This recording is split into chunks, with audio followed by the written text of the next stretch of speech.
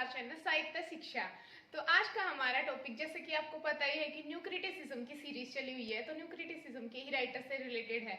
New criticism क्या है? New criticism तो आपको वैसे पता ही होगा, फिर भी मैं एक लाइन में बता देती हूँ कि वो सभी राइटर्स न्यू क्रिटिसिज्म में कहलाए जाते हैं या आते हैं जो कि ये बिलीव करते हैं कि जो भी बुक के या टेक्स्ट के अंदर लिखा हुआ है ओनली उसी पे बिलीव करना चाहिए। ओके, टेक्स्ट ऑटोटेलिक होता है, कुछ भी टेक्स्ट के बाहर नहीं होता। अगर किसी ऑथर ने अपनी किसी इंटेंशन के साथ टेक्स्ट को लिखा है या ऑथर की उस टाइम पे क्या इंटेंशन रही होगी टेक्स्ट को लिखते टाइम, वो कोई जरूरी नहीं है जानना कि क्या है क्या नहीं है। अगर मान लिया शेक्सपियर ने अपने वर्क लिखे हैं उस टाइम पे, तो अभी हम उस शेक्सपियर को लाके ये नहीं पूछेंगे कि ये जो वर्क है आपने किस इंटेंशन के साथ लिखे हैं। तो मतलब कहने का मतलब यही है कि अभी जो भी टेक्स्ट है उसको अपनी रीडर की इंटेंशन से पढ़ना, यही न्यू क्रिटिसिज्म जो के जो राइटर्स थे वो बताना चाहते थे हमें। ठीक है, तो आज हम न्यू क्रिटिसिज्म के एक राइटर को करेंगे। वैसे बाय द वे मैं आपको बता देती हूँ कि जो हमारे आज के राइटर हैं वो दो हैं। उन्होंने इकट्ठे ही मिलके एक वर्क लिखा था। ठीक है, विमसेट एंड पियर्सले। उनका पूरा नाम है William Kurtz Wimsatt and Monroe Beardsley. Okay, तो ये इनका पूरा नाम है। अब चलो पहले हम थोड़ा थोड़ा दोनों के बारे में इंट्रोडक्शन कर लेते हैं, फिर हम देखते हैं कि इनको इकट्ठा क्यों पढ़ा जाता है। ओके, पहले हम विमसेट के बारे में करते हैं। He wrote many works of literary theory and criticism. उन्होंने बहुत सारे वर्क लिखे लिटरेरी थ्योरी के और क्रिटिसिज्म से रिलेटेड। उनके कुछ जो इम्पोर्टेंट वर्क है जो मिलके लिखा है वो तो है इम्पोर्टेंट, बट उसके अलावा भी आपको एक दो वर्क याद रखने की जरूरत है। पहले आप उसको देख लो। The prose style of Samuel Johnson, ये भी हम विमसेट के कर रहे हैं। Okay, the prose style of Samuel Johnson. Second है हेटफुल कॉन्ट्रेरीज 1965 में। थर्ड है literary criticism a short history 1957 में। ये तीन वर्क आपको याद रखने ही है, खासकर ये दो आप रखें। ठीक है, क्योंकि आजकल तो आपको पता ही एग्जाम में राइटर्स के नाम देखे और वर्क पूछ लिए जाते हैं। हमें लगता है बस इंपॉर्टेंट ही पूछेंगे, बट ऐसी चीजें आने के बहुत ज्यादा चांस हैं। तो एक बार प्लीज इनको भी जरूर से आप नोट डाउन कर ले और रिवाइज कर ले। और ये इसलिए भी इम्पोर्टेंट है क्योंकि जो ये लिटरेरी क्रिटिसिज्म है अ शॉर्ट हिस्ट्री 1957 में, ये इन्होंने क्लिंट ब्रूक के साथ लिखा था मिलके। ठीक है, तो इसलिए भी आपको याद रखना इम्पोर्टेंट है। क्लिंट ब्रूक भी क्या कहते हैं न्यू क्रिटिसिज्म की राइटर हैं और इनके ऊपर ऑलरेडी हमने वीडियो अपलोड कर दी है। अगर आपने अभी तक नहीं देखी है तो प्लीज जाके देख लीजिए। नेक्स्ट हम करते हैं बियर्डस्ले के ऊपर। बियर्डस्ले वाज एन अमेरिकन फिलोसोफर। बियर्डस्ले है वो एक अमेरिकन फिलोसोफर है। उनकी बुक है प्रैक्टिकल लॉजिक 1950 में पब्लिश हुई। सेकेंड है एस्थेटिक अ शॉर्ट हिस्ट्री 1966 में। तो इनकी भी ये दो बुक हैं, ये आपने याद रखनी है। और ये फिलोसोफर थे आर्ट के। अंडरस्टैंड, ये चीजें आपने बिल्कुल अच्छे से लिखनी है।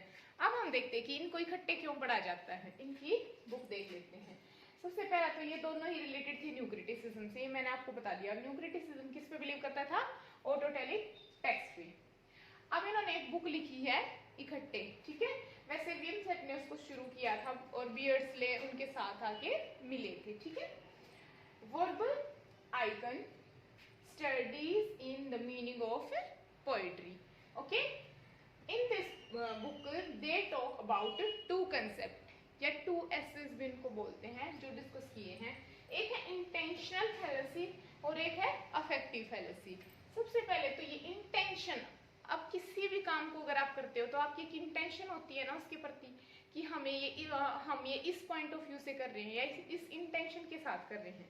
और फैलेसी का मतलब होता है कोई एरर कह सकते हैं या कुछ फाल्स चीज। ठीक है, जो कि सही ना हो। ओके, और अफेक्टिव फैलेसी का मतलब क्या है कि जो भी फॉल्स चीज है, जो भी गलत चीज है, उसका क्या अफेक्ट पड़ रहा है किसी चीज के ऊपर। अंडरस्टैंड, पहले आपको मीनिंग क्लियर हो गए। अभी हम स्टार्ट करते हैं। It describe the problem inherent in trying to जज a work of art by assuming the intent और purpose of the artist who created it. अब मैं समझाती हूँ। इंटेंशनल फैलेसी क्या कहती है कि ये डिस्क्राइब करती है प्रॉब्लम को इनहेरेंट इन ट्राइंग टू जज करती है एक वर्क ऑफ आर्ट को और अज्यूम करती है कि क्या पर्पस था आर्टिस्ट का इस चीज को क्रिएट करने के लिए।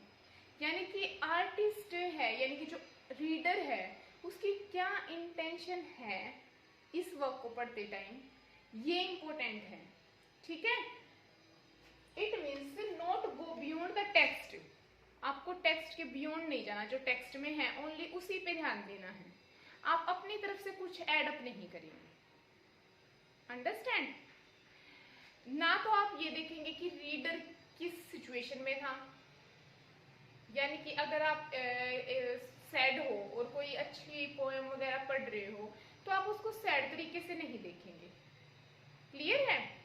और अगर आप खुश हो और किसी सैड चीज को भी पढ़ रहे हो और अच्छा लग रहा है तो वो मतलब कि उसका मीनिंग आप अपने हिसाब से चेंज नहीं करोगे। ऑटोटेलिक का मतलब ये है, आप उसका मतलब देखोगे कि टेक्स्ट में क्या लिखा हुआ है, ना ही ये कि रीडर की क्या इंटेंशन है और ऑथर ने जब लिखा तो उसने किस पॉइंट ऑफ व्यू से लिखा होगा। ठीक है, आप दोनों को ही हटा के ओनली टेक्स्ट के जो मीनिंग है, जो लाइन है, जो वर्ड है, उनको अंडरस्टैंड करेंगे। क्लियर है? तो यही मतलब है इंटेंशनल फैलेसी का। इंटेंशन यानी कि उसी के ऊपर इंटेंशन रखेंगे, टेक्स्ट के ऊपर। Okay, and not trying to look at author emotion और feeling. And not trying to look, और कोशिश नहीं करेंगे ऑथर की फीलिंग के ऊपर जाने की कि उसने किस हिसाब से लिखा होगा या उस टाइम पे उसका इंटेंशन क्या होगा। क्लियर है? तो ये था इंटेंशनल फैलेसी। ओके, मैं दोबारा एक बार क्लियर कर देती हूँ इंटेंशनल फैलेसी क्या होता है। इंटेंशनल फैलेसी का मतलब होता है जब आपकी इंटेंशन टेक्स्ट पे ही हो कि आप उसके गो बियॉन्ड नहीं जाएंगे, ना आप ये देखेंगे कि ऑथर की क्या इंटेंशन थी जिस टाइम उसने लिखा, ना ही आप रीडर की देखेंगे। आप ओनली ध्यान देंगे टेक्स्ट के वर्डिंग पे। अंडरस्टैंड? सेकेंड है अफेक्टिव फैलेसी। अफेक्टिव फैलेसी में क्या होता है, means the confusion between the poem and it's result. मतलब कि आप कंफ्यूज हो जाते हो कि अगर आप सैड थे, क्या अफेक्ट होता है, रीडर का क्या अफेक्ट पड़ सकता है किसी भी टेक्स्ट के ऊपर, वो बताने की कोशिश कर रहे हैं कि अगर आपका मूड सैड है और अगर आप अच्छी पोएम पढ़ रहे हो या आप एक बहुत ही ज्यादा कह सकते हैं हम लाफिंग पोएम पढ़ रहे हो तो भी आपको हंसी नहीं आएगी।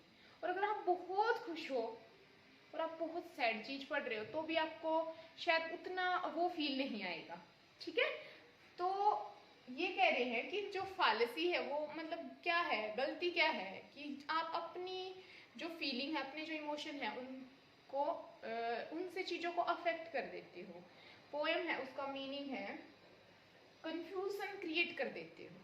ठीक है, मीन्स एरर ऑफ जजमेंट, आप उसको गलत तरीके से जज कर लेते हैं। अगर आप सैड थे और आप लाफिंग पोएम पढ़ रहे थे तो आपको वो इंटरेस्ट आया ही नहीं, वो फील नहीं आया, तो आपकी जो जजमेंट हो गई वो गलत हो गई। ठीक है, means depend not reader. Okay, reader पे डिपेंड नहीं रहना है, not author.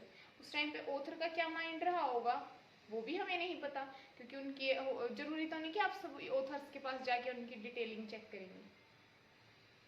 Understand? The meaning is text itself. जो मीनिंग होता है टेक्स्ट में वो खुद उसके अंदर ही होता है। ओके, तो ये था इम्पोर्टेंट कुछ इनके बारे में, अफेक्टिव और इंटेंशनल फैलेसी, और इनका कुछ इंट्रोडक्शन पॉइंट ऑफ व्यू जो बहुत ही ज़्यादा इम्पोर्टेंट था। अगर आपको कोई और भी डाउट रह गया तो आप पूछ सकते हो। मेरे ख्याल से इन राइटर के दोनों के बारे में इतना जानना इनफ होगा पेपर के पॉइंट ऑफ व्यू से। तो चलो फ्रेंड, मिलते हैं नेक्स्ट वीडियो में, तब तक के लिए बाय। Thank you. हंसते रहे, मुस्कुराते रहे, खुश रहे। Thank you friends.